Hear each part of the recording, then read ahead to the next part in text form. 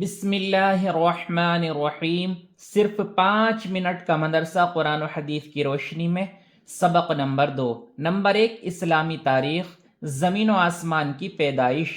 اللہ تعالیٰ نے پوری کائنات اور اس کی تمام چیزوں کو بے مثال پیدا کیا ہے۔ قرآن کریم میں زمین و آسمان کی پیدائش کا تذکرہ کئی جگہ آیا ہے، اور بعض جگہ صراحت کے ساتھ مذکور ہے کہ کس کو کتنے دنوں میں پیدا کیا ہے۔ ان تمام آیتوں کو سامنے رکھنے کے بعد پتہ چلتا ہے کہ پہلے زمین کا مادہ تیار کیا گیا، اور وہ ابھی اسی حالت میں تھا کہ آسمان کے مادے کو دھوئیں کی شکل میں بنایا گیا، پھر زمین کو موجودہ شکل و صورت پر پھیلایا گیا، اور ساتھ ہی اس کی تمام چیزیں پیدا کی گئیں۔ اس کے بعد 7 آسمانوں کو بنایا گیا۔ اسی طرح زمین و آسمان اور ان کے درمیان کی چیزیں وجود میں آئیں۔ یہ سارا کام کل 6 دن میں مکمل ہو گیا۔ خود اللہ تعالیٰ قرآن میں فرماتا ہے، ہم نے ہی زمین و آسمان اور ان کے درمیان کی چیزوں کو 6 دن میں پیدا کیا، اور ہمیں ان کی پیدائش میں تھکن کا کوئی احساس نہ ہوا۔ نمبر 2، حضور صلی اللہ علیہ وسلم کا معجزہ، ستاروں کا جھک جانا۔ حضرت عثمان بن ابی العاص رضی اللہ عنہ کی والدہ فرماتی ہیں کہ میں آپ صلی اللہ علیہ وسلم کی ولادت کے وقت حاضر تھی۔ جب آپ صلی اللہ علیہ وسلم پیدا ہوئے تو میں نے دیکھا کہ سارا گھر نور سے بھر گیا، ستارے قریب آ گئے اور لٹک آئے تھے، یہاں تک کہ مجھے گمان ہونے لگا کہ اب مجھ پر گر پڑیں گے۔ نمبر 3، ایک فرض کے بارے میں، نماز کے لیے پاکی حاصل کرنا۔ قرآن میں اللہ تعالیٰ فرماتا ہے، اے ایمان والو، جب تم نماز پڑھنے کا ارادہ کرو، اگر تم باوضو نہ ہو تو وضو کرنے کے لیے اپنے چہرے کو دھو، اور اپنے ہاتھوں کو کوہنیوں سمیت دھو، اور اپنے سروں پر بھیگا ہاتھ پھیرو، اور اپنے پیروں کو بھی ٹخنوں سمیت دھو، اور اگر تم جنابت کی حالت میں ہو تو نماز سے پہلے سارا بدن پاک کر لو۔ نمبر 3، ایک سنت کے بارے میں، دعا کرنا ایک عبادت ہے۔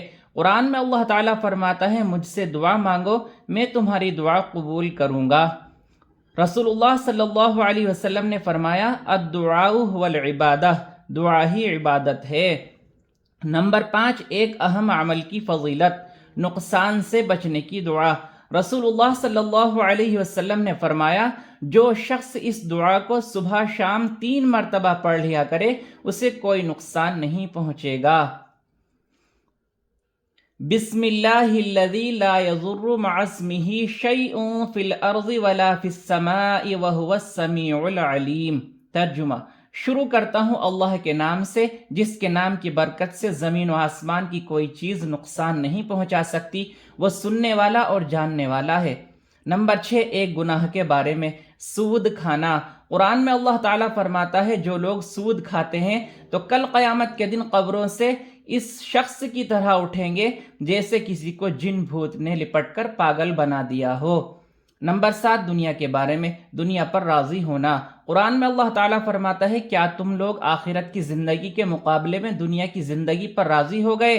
دنیا کا مال و متاع تو آخرت کے مقابلے میں کچھ بھی نہیں، اس لیے کسی انسان کے لیے مناسب نہیں کہ وہ آخرت کو بھول کر زندگی گزارے، یا دنیا کے تھوڑے سے ساز و سامان کی خاطر اپنی آخرت کو برباد کرے۔